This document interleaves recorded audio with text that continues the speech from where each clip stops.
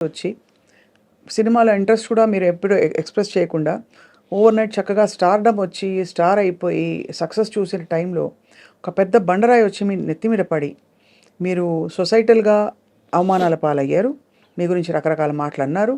ఇంట్లో కుటుంబంలో ఇబ్బంది అమ్మగారికి. ఆవిడని చూడలేక మీకు మళ్ళీ ఇబ్బంది. ఎవరితో చెప్పాలి? సంజాయిషి చెప్పాలా? జనానికి చెప్పాలా? ఇవన్నీ ఉంటాయి కదా సార్! ఎలా హ్యాండిల్ చేసుకున్నారు మీరలా? భగవంతుడండి. భగవంతుడిని నమ్ముకున్నాను. My conscience was clear. నేను జైల్లో ఉన్నప్పుడు కూడా మై కాన్షియన్స్ వాస్ క్లియర్.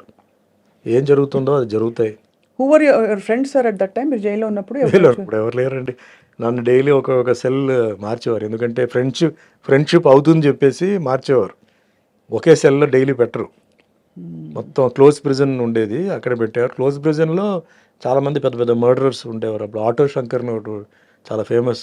7 మంది పెళ్ళాలని గోడలనే ప్లాస్టర్ చేసాడు. కింద సమాధి చేసాడు. వాళ్ళతో పాటు పెట్టారు సార్ మిమ్మల్ని? అంటే ఆ సెల్ ఆ వార్డులో ఉన్నాడు. అతను పేరు మర్చిపోయాను. అతను 12 మంది ఫ్యామిలీ మెంబర్స్ని చంపేశాడు. వాడికి ఉరి వేశారు. అంటే క్లోజ్ ప్రిజన్ అది.